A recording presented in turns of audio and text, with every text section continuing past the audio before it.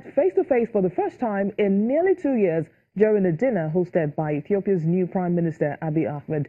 Pictures released from the Premier's office show that the three leaders locked in a group hug, smiling.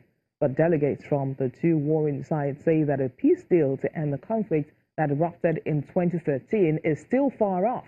Regional leaders have proposed another power-sharing agreement that will see President Kiir retain his position while Mr. Machar would resume his vice president duties.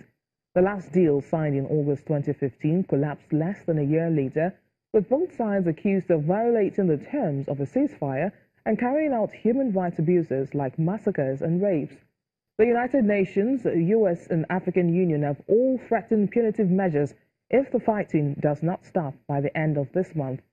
Tens of thousands of people have died and more than 4 million others displaced since the fighting began in December 2013. And the Cameroonian government says armed separatists in the English-speaking regions of the country have killed over 80 soldiers and police since their insurgency began in September last year. What began in late 2016 as a peaceful movement calling for greater representation of the mostly French-speaking country's Anglophone minority morphed into conflict after a heavy-handed government response in which troops shot at civilians from helicopter gunships and burned villages.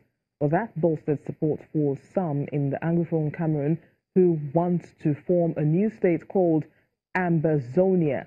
The unrest in the oil and cocoa-producing southwest and northwest regions often involves hit-and-run attacks by insurgents on the army. No figures are available for casualties on the separatist side, but its leaders say that there have been some.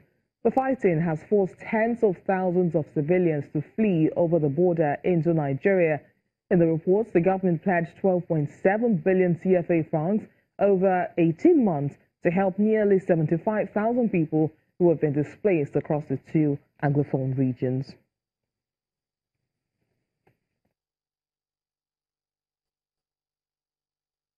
And 10 West African artists have come together to record a song against the CFA currency used in West and Central Africa.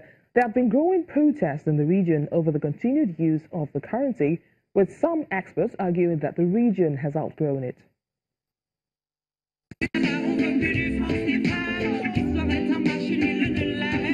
African artists have launched a call to end the use of the CFA Franc currency in a new song titled 7 Minutes Against the CFA Franc. The single, which was released in Dakar, Senegal on Wednesday, June the 20th, brings together 10 artists from 7 countries from the continent and the diaspora. It comes amidst growing protests against the French-backed CFA franc currency used in 14 West and Central African countries. It's the brainchild of Dakar-based musician Amel Bayi, who is known for producing conscious reggae music. I think that the CFA franc represents a currency for monkeys. It's a metaphor to say that it's a currency that does not represent us. We're still seen as monkeys, as animals. It's not a currency that represents our economies. I think that today it's very important to reclaim ourselves. The currency is part of an element that represents a people's sovereignty. We can't just sit here and allow a former colonial power, France, to make our currency and put it in our pockets. Even if it's mutual agreement, we have to ask ourselves what our responsibility is in all this. Some say that this is like a voluntary servitude. Because some of our leaders think that the CFA franc is a good currency for Africa, then it's important for us, as artists, as ordinary people, to be able to say no. The CFA franc does not represent us. The CFA franc, a French abbreviation for the Africa Financial Corporation, was introduced by a former colonial power France in 1945, and its treasury still backs it.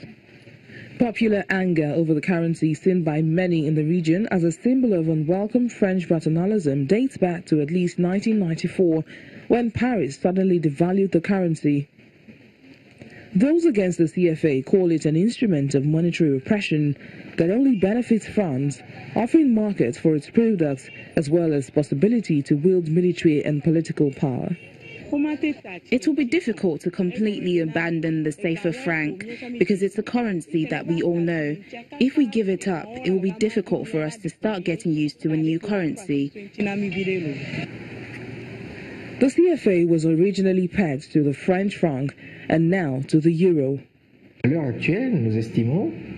At the moment, we can say that the CFA Franc is a currency that guarantees us a certain security, especially when it comes to protecting us against structural economic shocks, and it allows us to compete and to trade internationally in a world that is increasingly globalized. African countries are not ready based on a number of factors. They are not ready from a geostrategic point of view, from the political and economical point of view, and even from the technical point of view, especially when it comes to managing a currency. Rapping and singing in Wolof, Bambara, English and French, the artists and producers behind the song hope it will reignite calls to do away with the CFA. The future currency, whose name is yet to be determined, would replace the dominant CFA franc. Still to come on the program, Kano State in northwest Nigeria holds its annual traditional horse riding ceremony, popularly known as the Double Festival. Please stay with us.